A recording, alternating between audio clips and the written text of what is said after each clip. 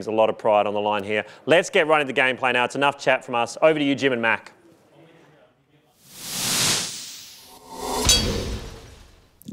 Thank you, Luke and Kevin. Gold stars from us here on the desk, guys. Participation is at an all-time high thanks to your efforts. But this week we have an interesting matchup for match number 2. As we said, Deceptors, they could be the disruptors here and really rock the boat that is Perth Ground Zero's charge to the finals. Yeah. They literally have nothing to lose, and that is what they have going for them this week. If they just do whatever they want, they just cause bloody chaos on the field, Ground Zero may not be able to stop it.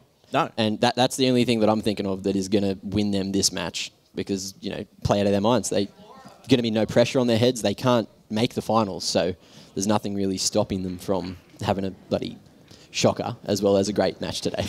Either way, there's nothing more dangerous than a team without anything to lose, but that danger is going to come to a head on a map like Inferno. Now, we've seen Brisbane Deceptors play this map before, and in that regard, we know that they have a very strong T-side, or at least in previous iterations, we've seen that they've had a strong T-side. So, they're going to be relying on that here today because we know that Perth Ground Zero have been really strong so far on their CT side. They've been a well-rounded unit in that regard. A map like Inferno really lends itself to heavy utility usage. Good communication is key as well, as Kevin talked about in the Play It Like a Pro segment. But a lot of that comes down to also having a great in-game leader that can make those mid-game reads and those mid-round reads as well. Inferno is a map that really lends itself to some key decision-making, particularly in the middle of those rounds. So it's going to be a lot on the shoulders of Willie KS in that regard for Perth Ground Zero. On the side of Brisbane Deceptors, that's going to fall with GOTS. So for these guys, it's basically a case of do or die for Perth Ground Zero to secure their spot in the finals. Deceptors, as you said, you've got nothing to lose, and that is so dangerous for a team like Ground Zero.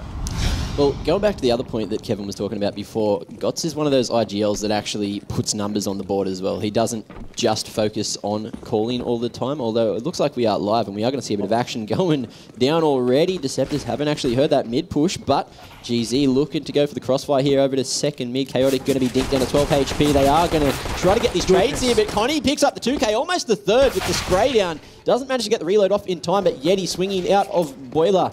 We'll actually get the trade onto Willie now. Extinct trying to hold the cross to the A site. We'll take down Godzima, but this bomb looks like it will be planted successfully. Yeti getting that one down, and they know that JD's over towards the graveyard, but that is not going to stop Matt CD from peeking from Archers there. And there you go, Deceptors, as we said, nothing to lose. They put the first round on the board. They do, and they were looking to go into an A site execute with that carpet, that smoke coming through and just filtering numbers through there. They knew they were going to be coming up against some stiff opposition, but instead they came up against some whiff opposition because there was a lot of shots missed in second mid there. Not naming names, but... Ooh. Toxic Jim. That's all I'm good for in that regard. But in terms of Ground Zero, they'll be a little bit disappointed because that was such an aggressive play. And if you looked at the way they actually structured that, they had one person overwatching top mid, and then they basically channeled all their numbers down into mid, straight down. Nobody at that B bomb site, so there was a real potential for them to actually miss out on some of the action there at B if they went through that way. Funnily enough, they didn't actually divert any attention towards second mid at all, so they completely ruled that out as a possibility. And it wasn't until they actually backtracked into second mid that they realised that that's where they were. So it was a really weird exchange in that regard. So from Ground Zero's perspective, they'll be a little bit disappointed with how things panned out there, but they have a real chance now buying into this round. As we know, pistols on Inferno, so dangerous. Yeah, especially over towards that B site, you know, the close range battles. Even, well, most of the places, there's no super long range angles on this map at all. Except Banana, CT towards B site. That's really all you have. And then maybe coming out library over towards Pit. They're the sort of the longest, and down second mid and mid. But even then, you have options in those areas to not necessarily take duels as well. You can actually go, well, okay, yeah, we've got pistols. We're not going to necessarily take a long-range duel down Banana or down mid. We can filter that back into the bomb site. We can filter them into these channels and then take the duels with the pistols. And if they're not careful, they run into stacks, crossfires, you name it. If they don't use the utility and group up properly as well on the anti-eco, really, really tough for them to get through some of these choke points because Inferno, despite them being some changes to the map, it's still a very narrow choke point.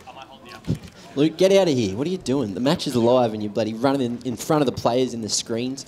Or commentators. I like to believe I'm a player sometimes. Absolute pest. Yeah. Bloody moron. Get out of here. Anyway, here we are into the second round of the match. Bit of a miss Molly coming out there. Well, golly. Miss Molly. I see what you did there. Anyway, sorry. Fuck, I'm turning into you, mate. Bloody. It's a rough, it's a rough go. The shirts. What's next, man? What? Your hair starts to darken. Let me recall the first Pulls week. out. What were you wearing on that first week, Jim? That was camouflage. That was not colourful at all. I wanted to make a very, very silent approach into this series. I didn't really want too much fanfare, but Mac, you've really put the spotlight on me. Much like last week when the spotlight was on you for karaoke. I don't know what you're talking about. Anyway, here we are. Looks like Yeti going to be trying to find an entry over towards the B site. We'll back off for just a moment. Crossfire going to be held towards the top of mid by Ground Zero. Extinct taking first contact. Not going to hit the shot, though. Matt CD going to be playing towards Logs. As the rest of his team looking to work towards top mid. Steve playing the nice little angle here over towards Archers. Not going to expose too much of his body there. But he will fall back towards CT and Chaotic on the middle of the site, as he does have Waffy's push Carps there. Looks like we are going to see a wrap into CT and around the A site. Connie finds a frag onto Steve, and Deceptors with 30 seconds remaining, they are just going to hold. Matt CD still holding that flank over at Banana as well. Getting all the info, knows that GZ, they have to go for that rotate through CT, and with 20 seconds remaining, the push comes out. Chaotic with CZ hiding in the corner, finds one, can't get the second. Aims a little bit off there, Waffy with the Deagle. He's made his way to Diggity. Matt CD will find himself one and a second, as Waffy was not expecting that one. JD finding the final frag of the round, taking down Extinct, and Deceptors pick up 2. That was a really weird wrap. You know those ones you get without the meat in them? It's a vegetarian really wrap. Are you just having a stab if you at order Luke? a wrap and it doesn't get the meat in it, that's the one you want to take back. That's how bad that wrap was. Jesus. But they made it work. Somehow. It wasn't bad. They got slowed down by a smoke and then pushed late. Left it, you know, played with fire. And came out on the good side of the stick, I guess. The roasted marshmallow. The stick has two sides. Have you never had a flat stick? Paddle pop. Mate, come on. I've had slapstick. What do you call popsicle sticks? They're the greatest. Let's get some craft going around here. That's a bit too mystic for me, mate. Oh, here we are. Chaotic playing close with the USB. Can't find that one. JD going to be picking up the early 2K on the anti-eco. Teammates staying close. Looking to get these trades. Gots with the Mac-10 finds one. Can't get the second just yet, but as I say that, we'll go for the repeat. Finds Steve, and Waffy falls to JD, who finds himself the 3 eco frags, padding those stats, and picking up a third round for the Deceptors. Oh, yeah. And this is one of those weird rounds where there could have been a collapse around mid, but you can see there was hesitation from both sides to actually step there as well. They did have 2 players on that Diggity side of mid, but they didn't actually step. No. So they could have completely collapsed on mid there, but just some hesitation costing Ground Zero there. But gun round coming out here now. Keen to see what Steve can do, particularly as he holds the key to the round with that AWP. But this is going to be interesting because Brisbane Deceptors, if they do work the choke points early on, put some pressure on Ground Zero, they can really take some utility out of their hands. And there's not a lot of utility to burn on that CT side just yet, as that economy is not fantastic. But this is just a question of whether Brisbane Deceptors and their default can do enough in the early stages. The thing is, though, if you don't have utility, you can't get caught with utility out. So a lot of the time you will have that gun out and get ready to take those firefights. But obviously Deceptors, with those flashes still on the belts, we may see them get a bit more map control. And it looks like they are going to be heading towards the B site, which is where we are only going to see 2 of the Ground Zero gamers holding at the moment. JD still on the lurk over towards Boiler Room. Hasn't made too much noise, but he still has full util as well. Just taking their time, waiting things out. No info pushes coming out from Ground Zero thus far. Don't need to either. Just without information, stacking towards that B bomb site. Let's see how things go. Connie on the entry does get flashed out. Great timing there as Perth Ground Zero make that entry really difficult into the bomb site. Extinct does go down here, so there's a chance for Matt CD. Pop plants flying everywhere to back out blitz towards B right now. And Matt CD does find an important frag. If he can get this bomb down, it'd be fantastic, but they're waiting on that lurk to work. Oh, JD does get caught out though, so Matt City's only just putting that bomb plant down now, and it's going to play this 2 versus 1. The important thing, though, is he did get the bomb plant. so he can play this one. Potentially isolate the 1v1s here. He is not actually going to drop in to Barbecue, so he's not going to make any noise so far. Although, there we go. And it looks like GZ, they're going to try to retake together, but they have the line-up. Pat CD, is he going to be able to get it? Yes, he will! Picking up the 2K, double headshot, managing to hold that. What a round from him to pick up a fourth for the Deceptors. And that was on the back of a 3K from JD on that B bomb site. So he actually opened things up really nicely for them as well. So actually, no, it was Matt CD opened things up. So that is actually an ace in the end for him. Was it? Wow. Yeah. Oh, there you go. Is that second ace that wasn't an eco ace of the tournament? That is a decent ace to take too for your team as well. You really bailed him out of a tough spot. Oof. Got the 3 entries himself. And now he's touched out in the 2 versus 1. He's picked up the AWP. What's he doing? We just saw what he could do with a rifle. Mate, don't change what's not broken. If it ain't broke, don't fix it. What is it? Something like that. Yeah. We are chaotic on the wrong end of that off angle. JD going to be finding the first one. Waffy not going to go for the trade with that 5-7. He will back his way down towards the balcony. Looking over towards Boiler. Spotting. Willie, though, jump peeking, trying to find something. I believe on that angle he's actually going to be looking at his map. As that smoke fades, there will be a red dot that pops up if someone is at the bottom of Banana. And he's solo. So we do see GZ looking like they do want to get aggressive towards apartments, but if they leave it too late, they might not find any action, but it looks like the Deceptors are going to be bringing that bomb back over towards mid just for the moment. JD not actually going to be the one to pick that one up. Matt CD hit the shot with the AWP. Now, Waffy still close in Boiler. Nice little angle, and it looks like they are going to call it as a read. Play it as it lies, and Willie KS is going to have to hold solo here, but he's not going to do a good job. Got clearing his angle successfully, checking on top of oranges there, and this bomb should be planted successfully, and in the 2v5, it's going to be quite hard for GZ to bring this one back. Just an angry mob as they got themselves through. Matt City looking over the smoke there with that AWP. Working together as an angry mob of T's rolling around that map. It is quite difficult to actually stop them if they do crossfire quite effectively, and that's exactly what happened there. Ground zero, they were picked apart, they went up mid, they went down to Banana, they went back up mid, they went back to Banana, and it worked. Certainly no read coming out from Ground Zero, and what it did was just stop them from pushing. So Ground Zero on that particular round were actually quite content not to stack a site, basically just play things default spread and see what happens. But didn't actually come out their way. Ground Zero now, if they can take an exit frag here from Waffy, doesn't look to be too interested, just wants to save out what he's got. That small armor is going to be really key for him coming into the next gun round. But Deceptors, off to a good start. We knew they were good on that T side. See how this rolls into the rest of the half, though. We know they start strong, but the question marks for them have been around whether or not they can actually put the nightcap on a good half. Whether they can actually get any CT rounds on Inferno. That is a weak point that we have seen in the previous weeks. Their T-sides have been really, really strong, but then when it comes to their CT, they just can't hold. Actually, that's generally too. A lot of these teams have been struggling on that CT side in particular. So we'll see how things pan out here right now, as Deceptors just looking to send themselves on a default here. Very, very standard default, just looking for those splits and picks and seeing if they can work off that. Inferno is one of those maps that really gives the teams the luxury of making those mid-game, or mid-round reads, should I say, and working off information and working off picks. We are going to see a lot of apps control being taken by GZ. Steve playing close in Boiler with the AWP, although he is going to fall back towards Diggity. 3-man Diggity setup. I like it. Nice and strong. We have Chaotic making sure a wrap doesn't come out over towards Archers, although he's going to be taken down quite early. JD doing the honours there. The other two CTs do fall back towards the A site. Just trying to work that pick right now. You can see that they've got that opening, and it makes things really difficult for the CT side now because they've got to try and make those adjustments as they go through. So there's a lot of ground to cover here, and they're just going to play the percentages in that regard. The T side, that is. As for them, they're going to look to isolate this one-on-one here. Extinct's got a lot of responsibility on those shoulders of his, and he's just going to fall back behind that smoke, wait for his teammates to come in. If he could find and isolate an opening duel there, it would make the retake a lot easier, but it is what it is. It's now a 4 versus 5 situation.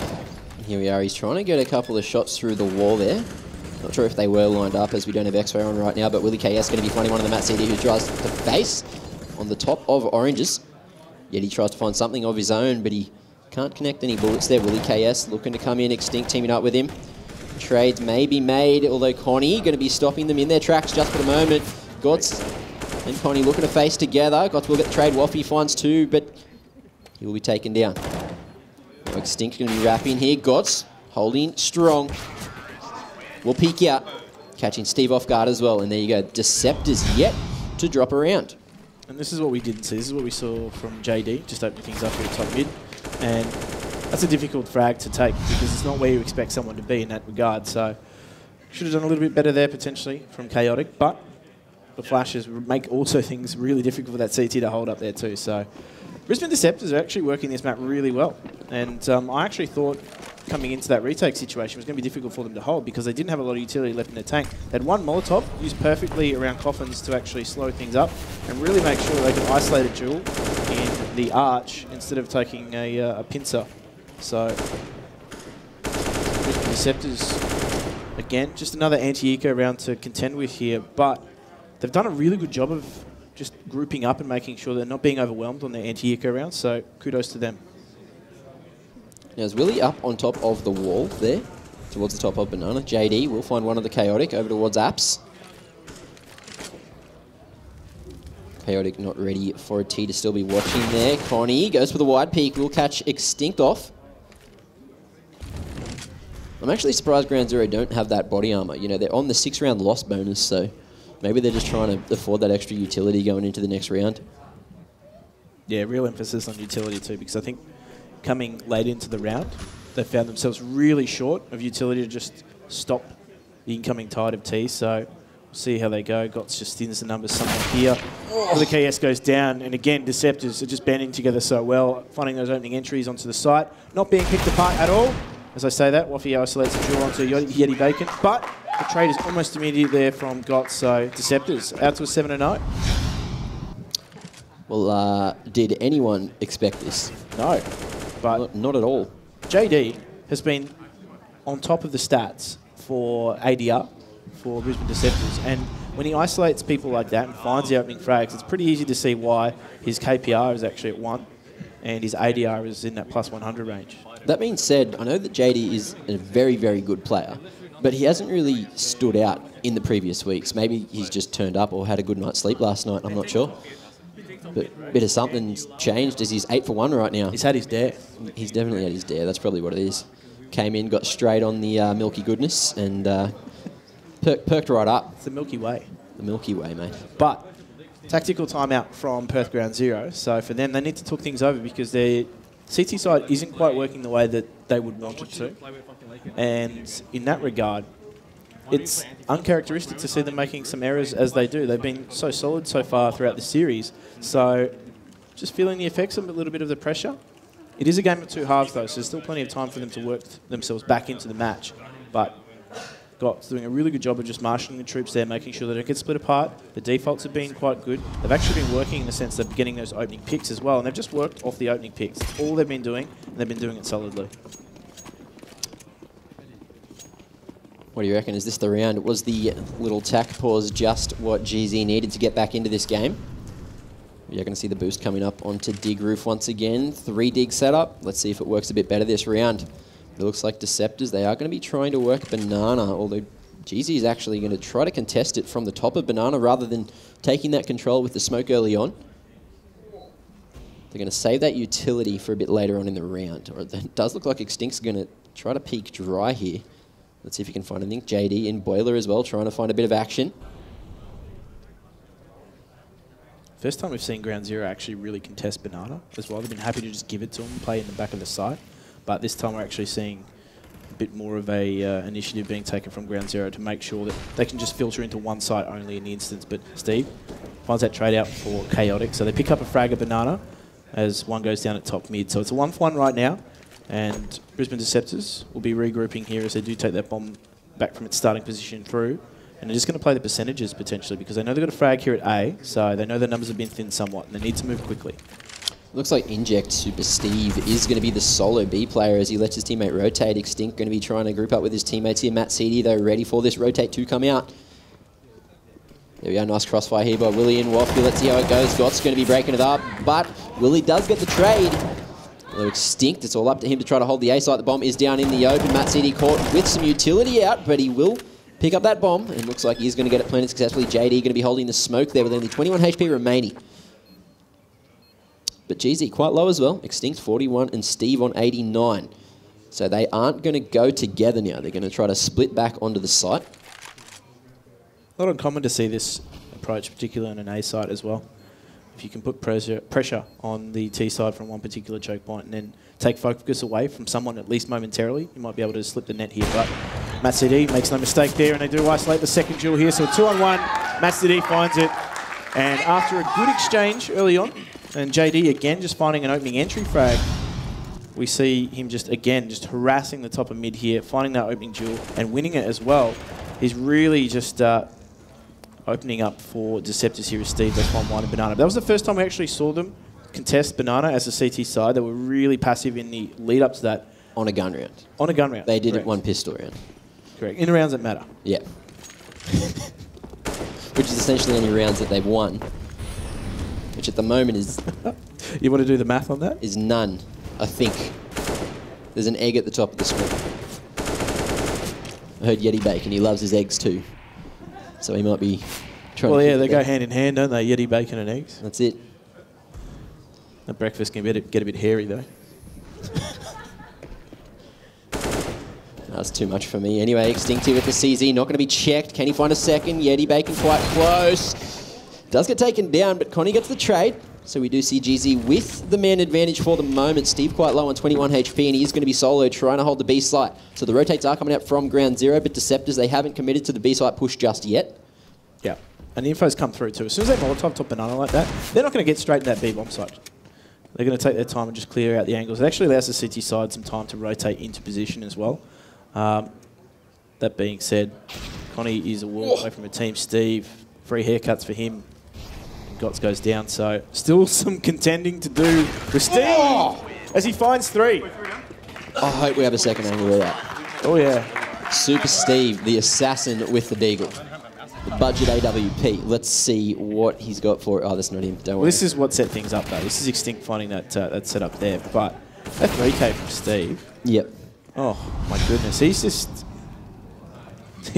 he's opening cans. He's just... going absolutely ham. He's one of those players, though, that is a key player for Ground Zero. More importantly, he plays that role of the AWP. So for him, economic management is paramount. But in that regard, if you're handy with pistols as well, and a lot of good players with that AWP have to be proficient with the pistols. Why? It's that bailout weapon. If they miss that AWP shot, they need to be able to get themselves out of a tricky situation with their pistol. That's it. Although... I've heard a lot that it is a bad idea to have a deagle and an AWP, even though it's pretty sure it does have the fastest pull-out time, which is good to have, but with only 7 bullets in the clip, you might be better off getting something like a P250, which has a fast pull-out time, is less accurate, does less damage, but you can get the nice 2-tap with it, whereas like a CZ, if you try to have that as the secondary and you're not expecting someone to push and you get caught trying to pull it out, then all of a sudden you're all over the place. It depends on your school of thought too, I guess. Usually it's a bailout weapon because you've missed a shot or legged someone, so it doesn't really matter in terms of damage. You just need to be able to get away in that regard. Speaking of getting away, we're going to get back to the desk for a slight pause, guys. Round 8, and then you can just talk. What? I'm live? Oh, thanks. Hey, guys, we do have a little technical problem. You just caught me chatting to my mate, Kev. Look, Deceptors, that's what we were just talking about. Real surprise, hey? They're coming through strong in that first half, aren't they? One might say they're deceiving us right now. Yep, that's the end of the show. Thanks very much, guys. Good on you, Kev. I'm just worried about... Yeah, round of applause for Kev and his wonderful pun. I'm just worried for James. That's all he's got, is sweet puns, so don't take them away from him. Yeah. Hey, let's have a look at round 8 while we're waiting to get this tech stuff sorted out right now. So let's take a quick look at that round, which was just the previous buy round, which boiled down before the Steve Deagle round. And pretty much here, it's a split take, right? They've left Connie on her own devices to try to take the sniper control, and like the caster said, that this is the first round that Perth Ground Zero are trying to take the sniper control. It's really important that one person stays here. And JD getting that entry kill doesn't matter what happens after this stage, because Deceptors are able to reset, and this is something that they didn't do in previous weeks. They reset and they take their time. They've still got 50 seconds on the timer, which is a lot of time in Counter-Strike. So they go, all right, Connie spotted 2 and Nana. Are they going to overcommit on the rotate? Probably not. Let's slow everything down and then enter. So beautiful utility usage. They know Willie Chaos had to transition out because someone did spot him. So at this stage, it's just a numbers game. You've got 3 people coming in together. They're all hitting their shots. What do? You come in to make sure you trade each other out. Just like that. Gotslov doesn't mind being the first person in. He's been sharp today so far. And this is where the retake is actually so critical. Matt Seed, we spotted out here, and Extinct, it's a difficult shot to hit with the A4. I was talking with you in the audience that the A4 may look really easy when someone's pulling off some miraculous clips, but it's a very difficult weapon to wield. Matt CD, he shows the AWP in pit, but he comes onto the bomb site.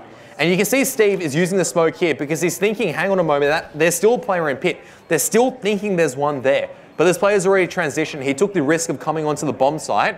It nullifies the chance of the T's having a very strong crossfire, but it catches them off by surprise. And at this stage, all Matt CD needs to do is just hit his shots. And so far, that's what he's been doing all day. He's just been hitting all these shots. So when he's on that form, no one can stop him. He's just one of those players. He's a confidence player. But 8-1, like you didn't see this coming, did you? Like the match playing out this way? Absolutely not. I mean, I was expecting Ground Zero to be at least putting up a bit of a fight, but you can probably see the frustration on a lot of their players right now. I mean, Chaotix just screaming out in frustration, the players taking an early tactical pause.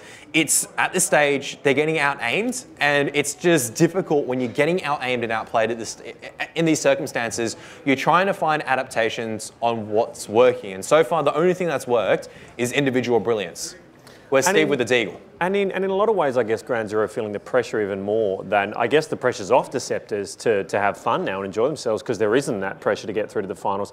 We saw that shot of Willie KS. Like, I mean, they're feeling it. It's interesting watching them after watching Avant because it has a lot to do with how a captain takes on that kind of pressure and how whether he contains it or the rest of the team catches it, yeah? Yeah, and it also helps as well when you have people that can act as hype men. I've never, say for example for Zeph, this goes back to the mentality game for a lot of these players. And in a technical pause where these players can't talk, it's just, this is the most difficult part as a player because everything's stewing inside your head and you're just trying to think, man, how are we going to break out of this? For Ground Zero, they just won the previous round, but they're still thinking, how are we going to break out of this? We're down so much right now. What can we work on? I can't talk with my teammates. You can overthink it. But on the side of Brisbane Deceptors, these guys have sat through so many technical pauses. I know that back in the day, for example, Gotslov sitting in a tech pause used to play scissors, paper, rock with some of his teammates. Even when they're losing, they're not phased by these technical pauses. Yeah. They know how to conduct themselves in a way so they don't get down. For Ground Zero at this stage, you can't stew in your own head. You have to break out of that negative circuit and go, all right, what can we do to bring this game back? Instead of thinking, how are they hitting these shots? How are they making these plays? How are they getting away with it? They've got to be thinking, all right, they're making these plays. What can we do to counteract it? We tried this, it didn't work. Okay, what can we try next? You never try to think negative, you think positive. All right, bit of a pep talk there from Kev, if you can hear that, Ground Zero. Let's get back into it. The tech pause is over. Over to you, casters. Well, glad I'm not stewing inside my own head. And we're used to those pauses too, Kevin. Feel for us, please. Both Ground Zero, on the back of that pause, had some time to reset themselves mentally and just get themselves into a better headspace potentially, because on that CT side of Inferno, it's not often you find yourselves 8-1 down, and it's not a great position to be in. No, it's definitely not. Especially... much like casting with me, actually. Yeah, I feel pretty stuck here sometimes, but, you know, I just ride it out. I'm a pretty patient bloke sometimes. It depends on how punny you get. As long as you don't become a patient. Of what? What are you talking about, Jim? I don't know. I didn't study veterinary science. Yeah, good. Anyway, either way. What's going on? Deceptors, what are they doing? They're grouped up, and basically looks as though Steve is ready for it here because they've actually made a stack towards this A bomb site. So Deceptors haven't actually used a lot of utility in their lead up to this site, and against a player like Steve, you can't give him open opportunities like that because he's going to take it every time. Extinct isolates that duel there as well. Gots goes down and just being picked apart here, Deceptors. So the slow approach not working for them. Matt City's yet to find a reply. In the meantime, Steve's just taking scalps. Let's see what Connie can do. We'll find one, can't quite get the second. Chaotic going to be peeking from pit, will pick up the trade, and then Steve on the Deagle finds Matt CD, and he is going to pick himself up the AWP as well. So there you go. GZ, after that tech pause, seemed to have finally found a second round. Steve, Nice doing little it sideways. shots there. Beautiful. And look, for ground zero, that's a massive boost to their confidence in the sense that they've just come back from a pause. They've been able to reset themselves somewhat. They've got a few guns there for free, taking the AKs and Chaotic and Extinct as well. But more importantly, they were able to find a round with minimal losses as well. So maybe a bit of an onus there on Deceptors to try and take that. Take more scalps with Steve. This is what I wanted to see from a player of his caliber. To actually move that AWP around. He's taken it to A last round. This round he's playing Banana, taking it early there. And you can see that they make those rotations, they make those movements, they made the adjustments. Steve's gone back now. He's gone back towards the A-bomb so to potentially pick apart things there. So at least now they're taking some initiative on that CT side. You don't always have to sit back and defend. Are we looking at different maps? Oh, Steve's at B. Oh, is he? He's gone back to B. There you go. Either way, they've left him in an anchor position and he's moved back. He's taken a frag, he's moved back. That rotation has come through. They've actually put a lot of faith in him, putting him in this position right now. That actually happened the other day. Someone I was casting with loaded into the wrong Go TV and they started casting the wrong game and I was like, what are you watching? Just like that. Willie KS, what are you watching? JD is the answer. He takes him down. Now Gott's going to be taken down by Steve as well. Double AWP setup coming out strong for ground zero so far. Now Steve is solo on the B side. Extinct coming in hot to try to help him out. Are we going to see a smoke push coming out there? Yeti Bacon getting a little bit touchy-feely, given that bomb straight to Extinct. Now, I'm not sure if that was the best play, and we are left with Matt CD in a 1v5, but we've seen him win these, but with only 20 seconds remaining, and GZ swarming all over that bomb. Matt CD looks like we are going to see him try to save. Although, not sure how the old economy is there on the Deceptors, but I'm sure they should be able to buy. You know, the 8 rounds over 2 so far, and GZ having a bit of a struggle doing that damage, but Matt CD, he is going to be able to find one there, taking the gun out of the hands of Waffy. Trade almost coming out. GZ wanting this one. Matt CD is going to be able to hold, find the second, can't quite find the third. Extinct getting that trade eventually, and GZ pick up a third round. And a third AWP. And third AWP. Why not? Oh, well, there you go. Alrighty. Steve, he's just upped the ante a little bit too, and it's good to see him moving around. Oh! Dear me. That one hurt me. What happened? I don't know. Connie, are you all right? He's gone into the third dimension. Jesus. Alrighty. Anyway, into the 12th. We are going to see Deceptors looking like they're changing the pace up. 2 Tech 9s in play. Deceptors have lost this round. All right. What year is this? I don't know. 6 months ago, mate. Anyway, here we are. Waffy with the AWP. Hasn't shot a bullet yet, but he will find one eventually onto Yeti. Willie finding one of his own. Waffy with the 2K, looking for a third. Matt CD, budget Deagle, not going to be enough. There you go, JD with the Tech 9. Where are those bullets? Who bloody knows with that weapon? And Willie KS is going to get that trade eventually. GZ picking up a 4th round. Deceptors. Yeah, look, with that Tech 9, someone in another server dropped those bullets. Probably. Waffy, though, holding strong with that AWP. That shot there onto Gots. Only saw a slither of his opposition and was able to take him down. So, ground zero found some confidence on the back of just that pause, but now, Deceptors, ball is in their court, coming back into a round where they've got a lot of utility to work with. They've got full weaponry. So for them, a real opportunity because they worked so well in these opening exchanges. Those defaults were working quite well. But Steve, again. That was off the boost at the top of mid there. Over the smoke, posting towards lower. It was nice. He's moving around too. Good positioning. Anyway, Extinct fully blind. Well, that was Waffy on the cover. Managed to pick that trade up quite quickly, but there you go. Steve finding JD as well. Over towards the A site. Now in the 4v2, it's all up to Yeti. Oh. Yep. All right, Waffy doing a great job. Hitting all the shots, picking up the 3K and closing that round out.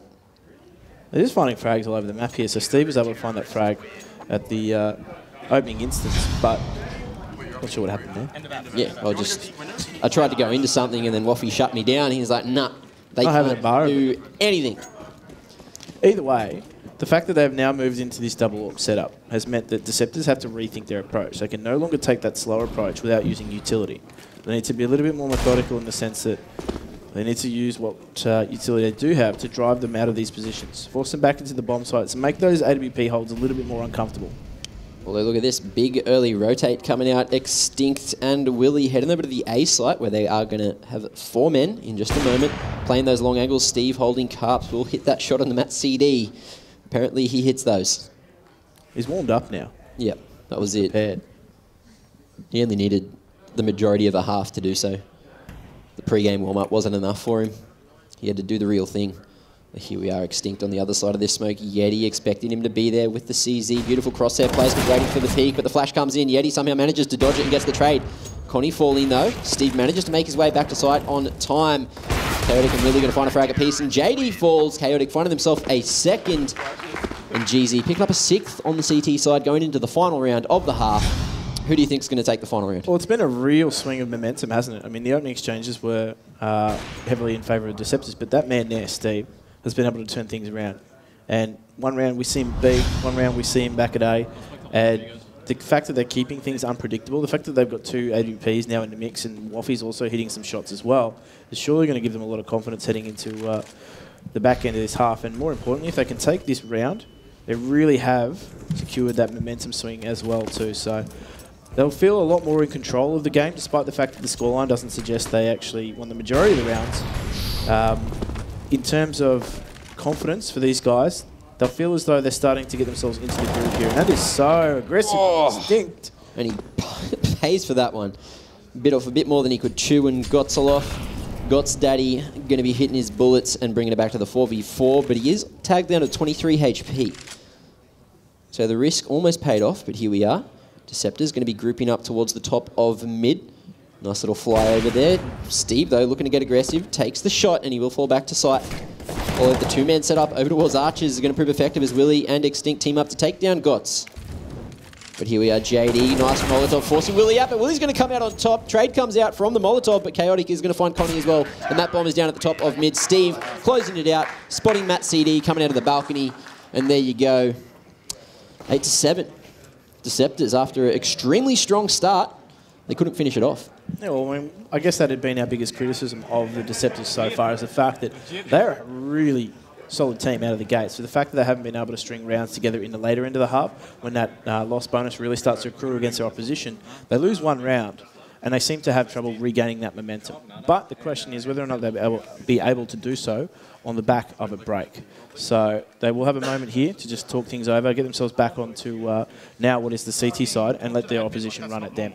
Don't go anywhere, guys. We'll be back with the second half of this matchup after the break.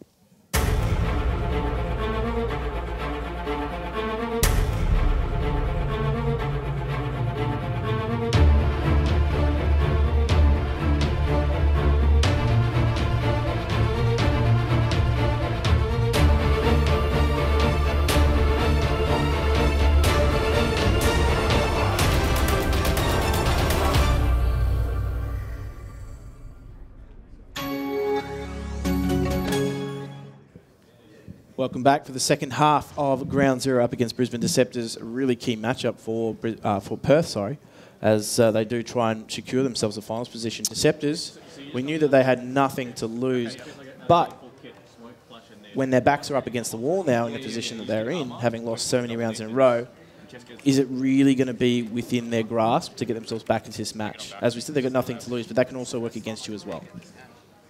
Definitely. I feel like if we saw a couple of pauses come out, some tack, some tech, but I feel like that might have actually been the turning point for the half. There was a moment where it sort of did slow down a bit, and then when we got back into the game, all of a sudden GZ are winning all the rounds. So, you know, that momentum is definitely a key point in the game. Anyway, we are back, we are live, and the Deceptors are on the CT side. We are going to see a 3-2 split coming out from them, looking to go for the hold, and GZ all over the map, waiting for some aggression. Deceptors. Very, very default spread from them, as you said. But it's good to see the lone P2000 user. Yeti. It's good to see. The Bake Daddy, as his friends know him. Now he just needs to bring home the bacon. Where do you get bacon from around here? In Italy. Where are the pigs? There's only chickens. That is the question. Where are the pigs? No one wants chicken.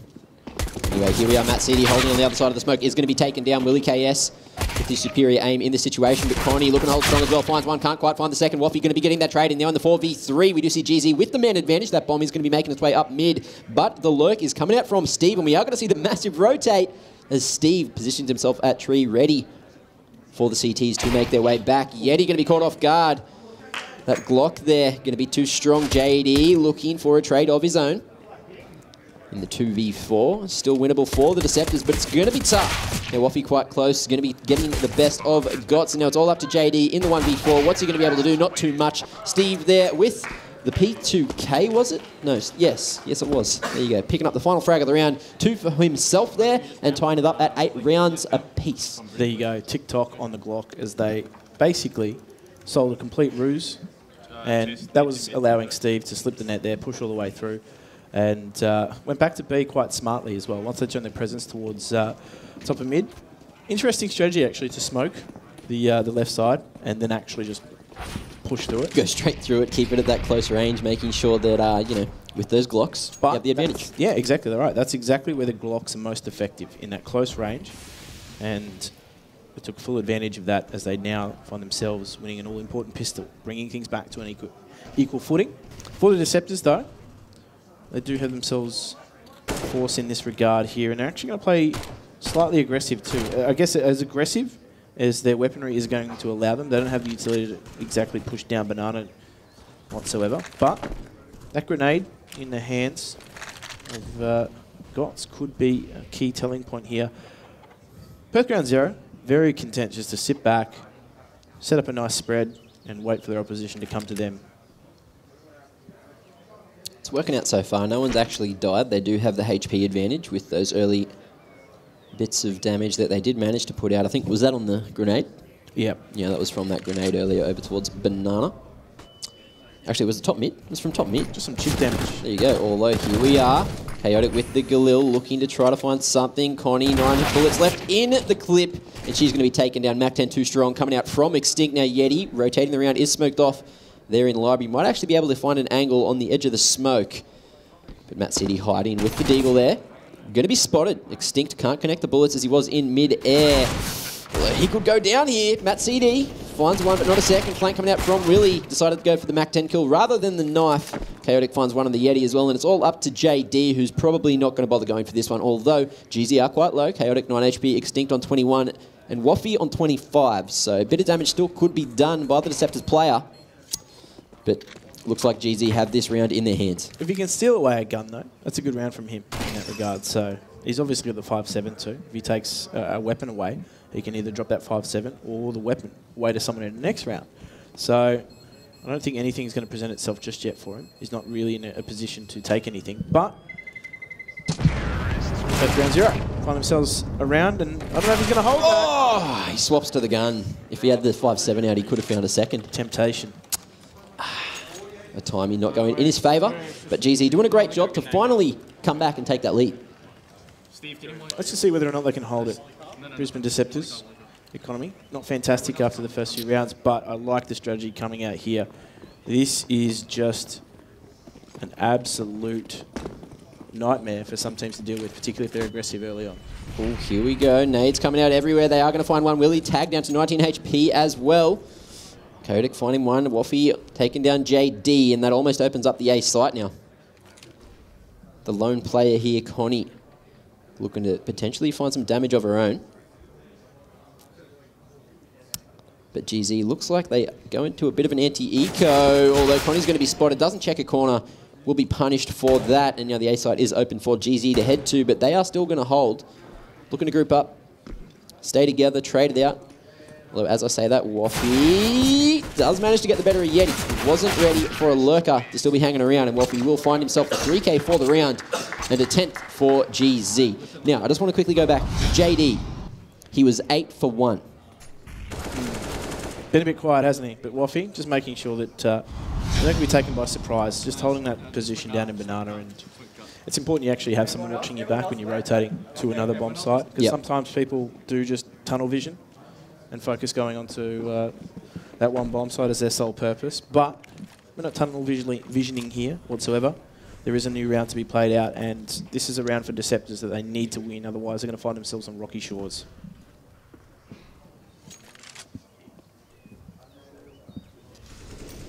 Now the Deceptors, they're not going to try to get aggressive at all. Passive angles almost everywhere, except for maybe Gots here, who probably won't be checked on this off angle. Difficult.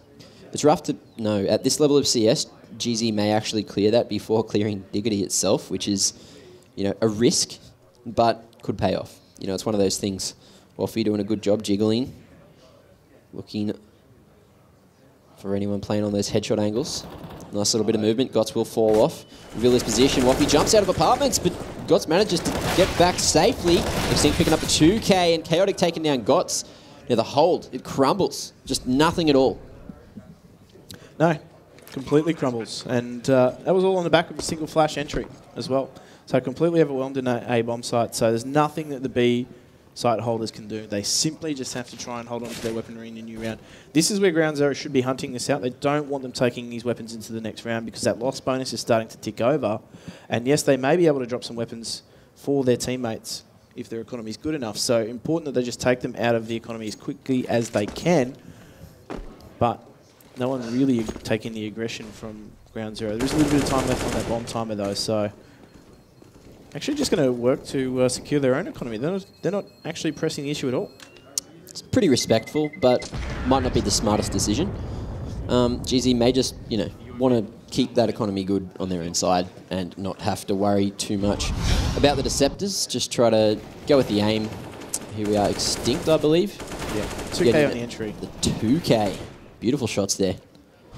Nice little flick over to pick up the second as well. And it wasn't a particularly complex execute. As you said, there was just 2 flashes total, and they just sprung out of carpet. They sprung out of Diggity as well, and that was enough for Deceptors to feel the heat. And now they are going to buy into this, but it's not with optimal weaponry. They're actually just making sure that those 3 players that did have to rebuy into this round are not spending a lot of money, just trying to keep that economy in check. And they're going to ride along the back of the shoulders of their B site players, JD and Yeti. So they're actually switching things up a little bit too, making sure that they do have the guns at different points. And important that they can try and just isolate some frags here. But a very, very slow, methodical approach from Ground Zero. Very much a default spread in that regard. But they're grouped up in pairs, which is really important on a round that they're not too sure what the opposition do possess. It will be the smart play. Let's see if... oh, there we are. Connie going to find first onto Chaotic. Runs out of bullets there. Willie will be able to get that trade. We are brought back to a 4v4 situation. Extinct may have timed out, unless he's playing Counter Flash. And he's been playing Counter Flash for the last 30 seconds. Long time. Stuck to his guns, although Waffy going to be caught with the utility out. Gots getting aggressive, and it is going to pay off. And the rotate looks like it is going to be coming out from Extinct and Steve. Willie will drop that bomb, and looks like he is going to be trying to get this entry. And I do believe Extinct actually was playing Counter Flash that whole time. Interesting you take the AWP into Diggity to make that entry. Be far more comfortable with the angles from the car. Well, there you go. Yeti holding, finds one, can't find the second. Gott's going to be getting that trade. Steve can't hit the shots. 10 seconds left. Is he going to be able to get the frag? Yes, to still get this bomb planted as well. He makes his way onto site and should be able to actually get this one down. Gott's with only 26 HP. Not going to get there in time. Steve can still win this, but not without his head. Gotts takes it straight off, and we are going to see the Deceptors picking up a ninth round. Fast little retake. And it's important that he gets the defuse. Important that he gets the fist pump. Yeah. That's what we were looking for there. But in that regard, I don't know. I don't know about the fact that they took the AK through carpet. That to me is just... There's so many angles for a player with that AWP to try and cover if they're going through Diggity, as opposed to someone with a rifle who's far more mobile in that situation. So I think maybe a miscommunication, or at least just a misutilization of players in that situation cost Ground Zero on that entry. I would have taken that AWP player into carpet because they're far safer in the angles that they have to work with. They're far more exposed with that weapon. They miss one shot, and that's it. They're done. And that's exactly what happened to Steve. He was lucky to get a plant in that situation. But Ground Zero, they do make things interesting as Brisbane Deceptors pick up their first round in quite some time. First round of the half. Well, since that run they went on in the first half. Oh, yeah, you're not wrong. Anyway, Matt CD not going to connect any bullets. Fully blind for the moment, but so's Extinct. Oh, another flash coming out. And that will favour Matt CD, who picks up the frag with the beautiful little Deagle. Although he is going to be playing the Deagle AWP setup, which I heard was a terrible thing, although Waffy over at Carp's going to be making a bit of noise. The rest of Ground Zero looking to group up with him, except for Steve, who's still going to be holding the flank, trying to take some pot shots through that smoke, but Deceptors playing passive on the B site. They now have the two-man advantage as Gots did manage to find another frag there. Willie will find Connie and can wrap around the A site. Gots going to be making his way over to the headshot angle. Waiting for Willie to go for a peek, but JD coming in from CT. Gots plays counter flash just for a moment. Willie timing going to favour him as he makes his way towards Moto there. Is Gots going to be caught out? No, Yeti covering that angle. Well, is Steve going to be... I thought... Oh, it was Waffy who picked up that one. And there we are. Yeti falls. Waffy finding yet another. And now it's a 2v2. 20 seconds remaining. Plenty of time to get this bomb planted, which will be planted in the safe corner. And we are going to see GZ both playing on site. Now JD coming in from Carps. May just wait for Matt CD to clear the diggity area. Let's see how this goes. Flash and a smoke to work with. JD peeking out. In the angle spots Waffy. Can't take him down, but does tag him down to 7 HP, sorry. Looking for the angle. Waffy hiding. Using that pylon. Steve holding the close one. Ooh. And we are going to see GZ picking up a frag apiece. And the round, 11-9. That was a very, very dangerous round. 12-9. Gots here. I like that line. Yeah. Diggity. It's good for a frag or so. He'll catch your opposition off guard, but he'll be disappointed with the way they actually lost that round in the sense that they did all the things right, but they just didn't deal with Waffy well enough in that regard. He was able to actually find the two opening frags onto that A-bomb site after the defense had somewhat collapsed, and that actually allowed them to get back into this round. He somehow survived on 7 HP, but they did a good job of just turtling up in that bomb site and making sure that it was a very, very difficult task for the opposition. This is interesting, though. This is good. This is nice. Except for Steve, who's caught on to what's going on, managed to hit the headshot on the Matt CD. Was Matt CD the man below or the man above? I think it was the man above. I am very lost in this scenario, but Gott's going to get aggressive, and it is going to pay off, taking down Extinct and evening it out at 4 players on each team. Now, Chaotic going to be playing quite close, but he is in the cutout, won't be spotted straight away. But if the smoke does start to fade, Yeti going to be making some noise. Connie finds that one with the CZ. What is happening? Dirty little frag, and we are going to see Steve and Willie heading over to the B site. Gott's going to be playing his solo. I think that GZ may have caught on to the fact that there were 3 CTs playing on the A site, but the rotate is now coming out with a bit of utility going to be used. 50 seconds remaining for GZ to get this bomb planted, and they haven't committed to the B site just yet. Well, it looks like they are going to be going in hot. Willie, or Connie actually going to be taking down. Willie somehow flicking around and catching that one off, although Gott's holding with the AWP, can't find the second. And Willie is going to swap to the AWP himself, although he's trapped in that corner. He's gone for the Mac 10. 30 seconds remaining, still has the bomb in hand. But Yeti and JD pushing off that flash. Willie not blind at all. Willie will find one. Can he find the second? No! Yeti gets the trade with the 5-7. And there you go, Deceptors finding that 10th round, so they will get a consolation point for their efforts. Steve. There you go, he was watching for it too, and he got it on the second. Oh, and that is a true representation of what the players see as well without that X-ray. So for him to find that frag in the second instance, quite a nice little display of skill and understanding of how player tendencies work as well. So Connie, just looking to punish them if they do get too aggressive into those choke points early on. And Steve just taking a mammoth amount of damage. Do you reckon they'll pay for tagging him down to 1 HP? Steve picks up the 3K this round. Watch it not happen and me just sound like an idiot, but, you know, I'd like to call amazing things. But no one's dead yet. No. No. Yeah, but there's a lot of damage being dealt by these teams in the early exchanges. And that is why we say utility on Inferno is so important, particularly utilised well.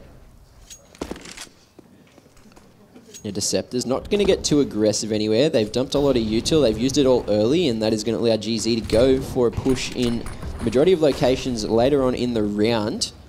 Although Yeti still has a couple of pieces left on the clip. Manages to dodge the flash, but will fall back to site before taking any fights over towards Diggity. Flash coming out, going to be dodged by Chaotic successfully. Going to be posting on the edge of the smoke, waiting for a peek to come out. GZ sticking together, looking to take the site here, but we are going to see Gods picking up the 2K trade coming out from Waffy. Yeti takes him down, and now Connie with the CZ going to find one. Yeti finds one of his own, or 2 for the round rather. And Deceptors pick up an 11th, keeping it close. GZ, that looked really good. They just didn't clear dark. And they were all torn down there, weren't they? They were taken to pieces by that setup. And Gotts, again, just utilising his angle really well. But more importantly, he gets the jump on two opposition. So Yiddy Bacon, that crossfire in the site, worked really well. And they'll be happy with that Deceptors. They're back in this contest. And what they've done is they've been able to turn the tables in their favour, keep that T-side economy on the... Okay, no, we want more of this game. No. No. Yeah, good. Fantastic. Thank you. Whew. It'd be a terrible point to exit. But I'm going to throw it back to you. I just want to say, Dweg, you made the right decision. Thank you very much. Anyway, we are going to see the bomb slowly making its way up Banana. GZ looking like they are going to go for a faster B-site hit. JD ready for this one with the MP9 SMG. Great decision, as GZ, they don't have any head armour. So this gun could rip through them. But you two are going to be lined up. Flash and a smoke, it's all they have. They will let this clock tick down, and Willie is going to show a bit of presence over towards the A site. Here we are, execute. Looks like it may be about to come in. JD gets the angle. Can he run the through? Okay, yes he can. Gets the eco spray down. Matt CD finding one of his own. And we are going to see the Deceptors picking up 12th, keeping it even so close. And he gets that deserving pat on the shoulder as well. If GZ lose this, are they out completely? Look, I don't have my calculator here, or my abacus, but I know that it makes things really, really interesting at the Apex of this competition. Because Deceptors have a real chance of disrupting that bracket. Now, that man we saw earlier, JD, he is relishing the fact that he's one of the competition stat leaders, and they're going to really look to him in these last few rounds of the competition for them, because for them, as we said, there is no next week for them. They're going to leave it all out on the field here. So they're playing without pressure too. They know that there's not a lot of expectation on them, but they've held themselves to an expectation that they know that if things go right for them, they can win these matches. So ground zero, the pressure's all on them right now. And they are, whilst comparatively relatively inexperienced the rest of the competition, they're going to need to draw on every ounce of experience they have in this moment to try and make this round work, because a T-side economy is just a little bit fragile.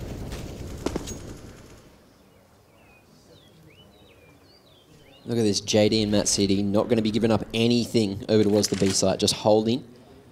Aggressive off angles, waiting for a push to come out, but GZ. We do see Waffy getting flashed towards top mid, looking to try to find an entry. But Deceptors playing passive over on the A site as well. We see Connie all the way back towards CT, looking for the faster rotate if a B hit does come into play.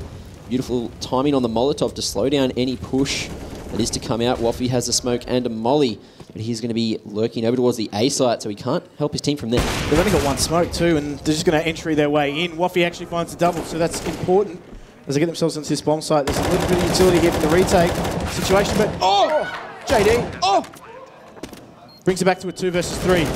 Willie brings it back to a 2 versus 2, and now the pressure is on as there is a late flank coming in from Banana here, so a lot to do for Waffy, as Willie does go down, and now they're just going to get one on the bomb, but Gotts has no idea where Waffy is, so could he make the frag? He doesn't, and that is a round for Deceptors, and I'll tell you what, that one went down to the wire. JD, important 3 frag there for him.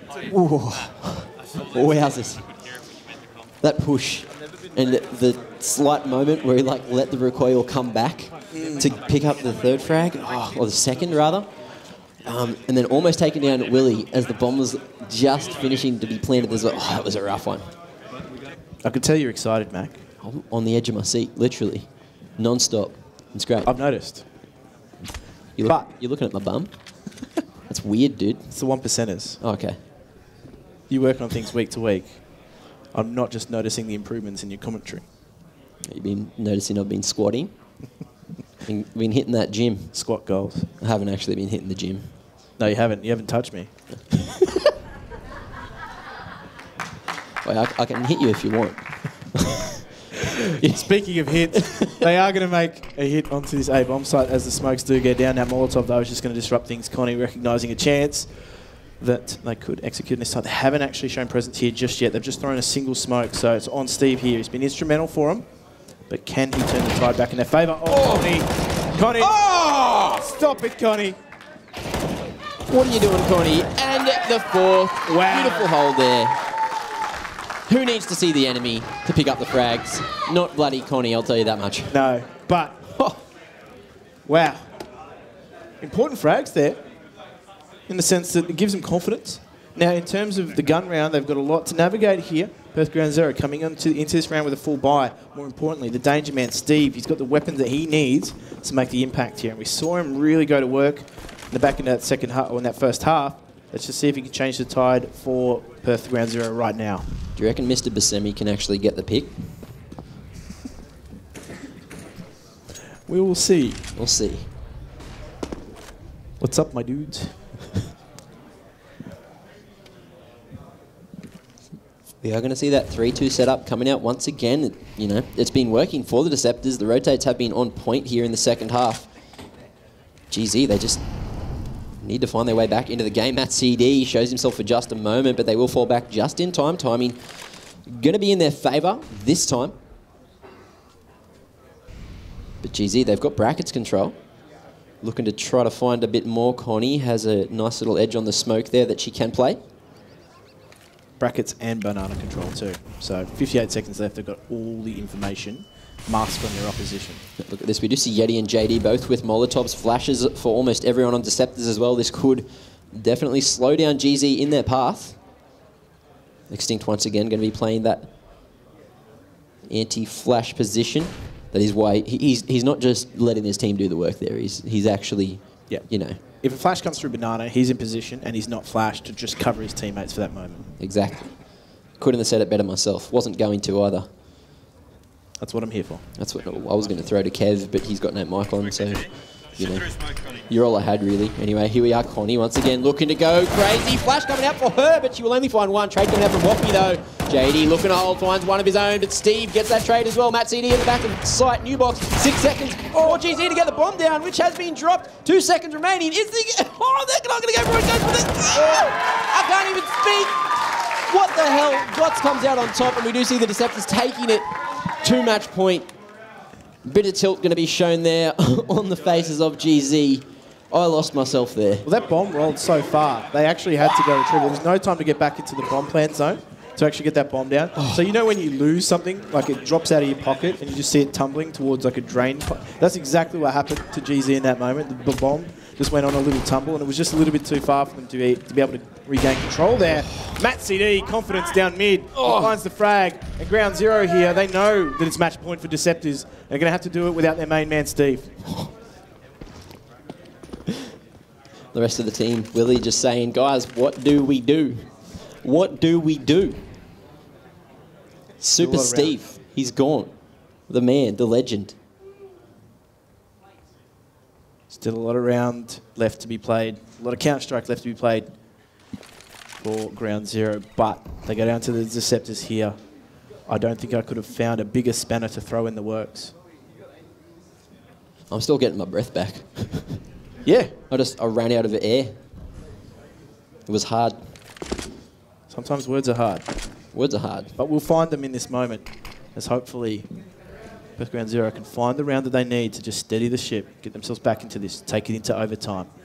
Deceptors, nothing to lose. Well, GZ, they do have the info that 3 smokes have been used at the top of mid. Matt CD going to whiff that shot. Haven't had to say that too many times today, but Yeti going to be covering from Moto. Flash coming in, forces him off the angle for the moment. He will get some info. A couple of bullets going to be shot. Extinct actually goes down. JD there, finding that one. Now Connie, finding Willie with the bomb in CT. The wrap was trying to come out. The audible has been called, but now JD doesn't actually have to peek here. Chaotic on the angle goes for the reload. JD allowed to head back to tree for the moment. Now Chaotic's trying to find the angle through the smoke. JD takes him down. Now it's all up to Woffy with 11 HP, and he can't. Oh, Yeti Bacon going to be finding the final frag, and we are going to see the Deceptors actually get a win here at Gfinity. It's been a long time coming. They earned it. They've done it. They did it the hard way. But Deceptors showing improvement week on week on week. We knew they had it in the tank. We knew so many times that the rounds went against them at critical moments. And in that particular matchup, they didn't. They actually went for them for a change. And I tell you what, there was so much happening across the map. The default spreads were working. The opening entry frags were working. JD was on fire for the Deceptors. There was resistance from Steve. There was resistance from Woffy. But in the end, it wasn't enough. Deceptors, for a long part of that match, they were in control. They then lost control. They then regained control. But then it was a to and fro battle. And I tell you what, I'm glad we have Kevin to break it all down, because it's going to be a really difficult ask to do that quite succinctly. But that being said, we're going to go back as they all pose for a deserved photo. And we're going to go back to our analyst desk with Luke and Kev to break that one down.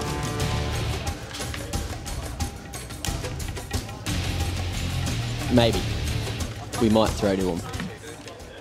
What a match. What a way for Deceptors to finish the season. Huge round of applause for Brisbane Deceptors one more time, guys. The crowd was loving it.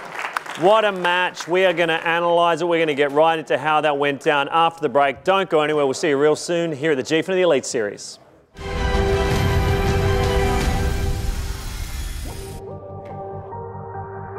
We create machines that make every experience more intense and real. With Intel Core processors so powerful, you can redefine reality. Because the best feature of a gaming machine is the power to make you forget it's there.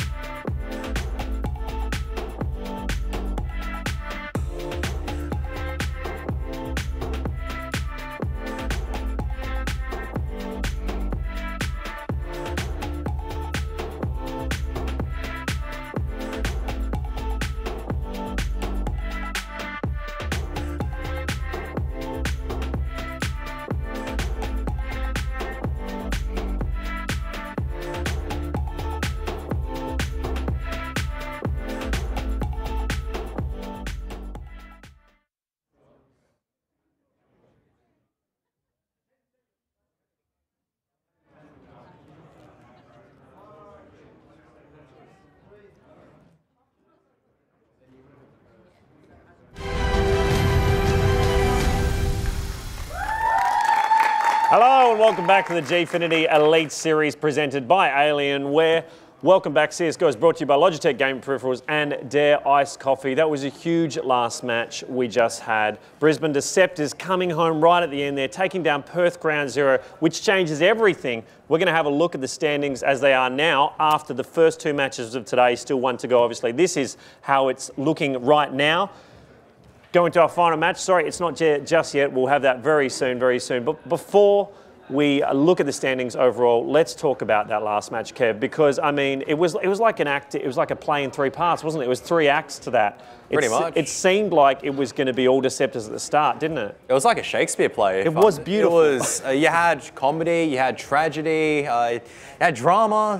It was all the recipes of the right play, and at the end... One sec, just before we get into the analysis, I have just heard we do have graphics, so let's have a quick look at the graphics before we get into that. So this is where it's at right now.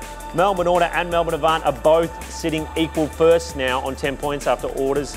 Order is yet to play with Sydney Chiefs. Obviously, I mean, after Avant's win so far. Sydney Raw sitting on second and Perth Ground Zero on 8 points. But, go the Raw, but Perth Ground Zero are out.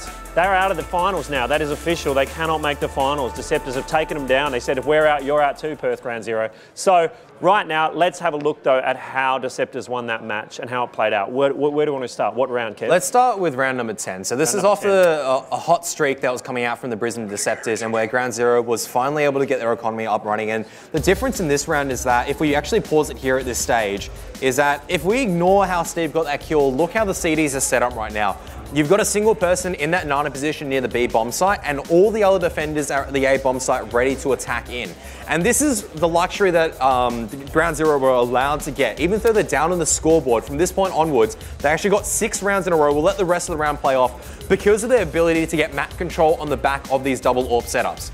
And when you have players like Steve who are able to get these shots working in just, you know, hitting miraculous shots, getting kills through the smoke, there is not much that you can really do on the side of Brisbane Deceptors. They went, all right, we want to go really fast, because what was working for us before was entering in, hitting our shots, and then entering the sites as quick as we could. It doesn't work like that when you're working against a double AWP setup who are hitting their shots. And that was, they just increased the pace way too much. And from that point onwards, it was, oh, you're doing the wrong thing, guys. You can go fast a couple of times, but then you have to slow down and think about it. And just keep seeing the round play from here? We'll see the rest of the round play out from here. But just like a blink of an eye, this half was over. And it was such an amazing start from the Brisbane Deceptors, and you're just going, you had that feeling once again as a Brisbane Deceptor fan. It was, oh no, I've seen this before. It's always such a good start that peters out into a disappointing finish. Yeah. And there was also good play from Ground Zero, don't get me wrong. Steve, as well as Willie KS, and Waffy also getting that double AWP, they were able to lock down the bomb sites. And even if you could do as much as you could as a Brisbane Deceptor side, you couldn't get back into it. The strong stuff from Perth Ground Zero there coming back. Where do we want to go next, Kev? What's next? And this is where we get into the second act, where before we couldn't see a constructive, I guess, second half coming out from the Brisbane Deceptors, but this time around we did see it. And round 23, what really impressed me from Brisbane Deceptors, where you could really see the start of utility usage starting to come up. This buy is not good. We'll pause right now. Let's take a look. In 1 minute and 40 seconds, there's barely any utility on the CT side. There's limited utility, limited firepower, and you're just going at this stage. This is rough for Brisbane Deceptors. You lose this round, you're pretty much down and out. But already, good grenades from the beginning. Look how much HP is on Extinct as well as Steve. 1 HP on Steve and 58 HP on Extinct by the time we've barely hit 15 seconds into a round. Really good utility usage. Let's keep rolling on the footage, because from here on in, it gets even more impressive. The incendiary grenade usage, the flashbangs, the HEs. Brisbane Deceptors, it got close, I think, in this round, but they won this round. Actually, it didn't go close in this round, but they won this round purely on the basis of really good grenade management and usage of those grenades. And that was what won them. You see in this round, you still see Ground Zero. They've got so much utility. They've got all of the AK-47s and AWPs they need. And on the side of Brisbane Deceptors, you've got some pistols and an SMG. And maybe a single AWP. And it isn't the AWP that stands out in this moment. It's just this, once again, this utility usage. It pushes them back at this stage. It forces the Ts to change up the angles. And by the time that it's all over, the CTs have chunked them down so hard, all they need to do is just put in a few shots, and that's it. Huge stuff there from the Deceptors. Let's see the final round. What do we want to look at, Kev? And I think the final round here, round 27, was, I think, the culmination of Brisbane Deceptors learning all those lessons from earlier weeks of the Elite Series. Yeah. Because this is where there's not that much map control, ultimately, for Brisbane Deceptors, but the way that they utilize their information, the way that they trust themselves to play around is so pivotal. They're playing safe right now, they're listening for information, and then at this stage, there is a player that makes a play on the Brisbane Deceptors. Notice how they're shifting their players slowly so they can start rotating an extra person over to their B-bomb site. That's Connie this time around. You've got a lot of responsibility on this jungle player, which is Yeti Bacon. He's sitting there, he's watching it. This apartments player on Gotsalov has pushed in. He's gone, hang on a moment, there's no one in second mid. There's no one here, it's a B-side attack. Connie's in position, flashbang comes out. Doesn't matter that Yeti Bacon goes down because they've got 3 people on the B-bomb site. They know exactly what's going on. And Brisbane Deceptors, they didn't have that ability to rotate alongside with each other as a team. And this went down to the last few seconds. The bomb rolled away. Willie KS, he had to go commit to the bomb plant, but Gotsalov knew what was going on. He committed to that fight, he won it, and that ultimately won the game. And it was, I guess, coming into it, a must-win for Ground Zero and nothing serious for Deceptors. And all the results hinged on this match, and there you go. Huge it was the biggest stuff. surprise for me, I guess. What a way for them to finish the season. Must have felt good. Right now, it's time for our Logitech Play Advance MVP of that match.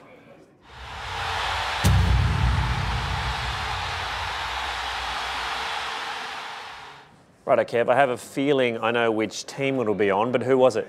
Yeah, I mean, can I always go through the honorary mentions? Because I Sure, always sure, want to sure. say there's always just such good players on the server. I mean, you have to give a shout out, obviously, to Steve, who played his heart out for Ground Zero, as well as Waffy. But ultimately, you got to give it to the person who's the most vocal, who celebrates the hardest, keeps everyone's spirit up. Matt CD. Can't say anything more. Just the AWP was absolutely on point. Starting it off, entering on the T side, then on the defensive side, just doing damage. Getting that ace as well to clutch it out. What more can you say? Well, congratulations, Matt CD, and congratulations, Brisbane Deceptors. Huge win, and an amazing way to finish their series here at the Gfinity Elite Series. Congratulations to them. Right now, I think Ash is hanging out with Yeti Bacon. How's he feeling, Ash? Well, I imagine you're feeling pretty awesome. Congratulations on your first win. That was so incredible to watch. Do you have anything to say? Thanks to everybody who was cheering us on. It's about time we finally got a win. I want to give a shout out to the guys. They all played pretty fantastically. Carried my ass, so it's pretty good. Yeah, I'm just really happy for the team. So.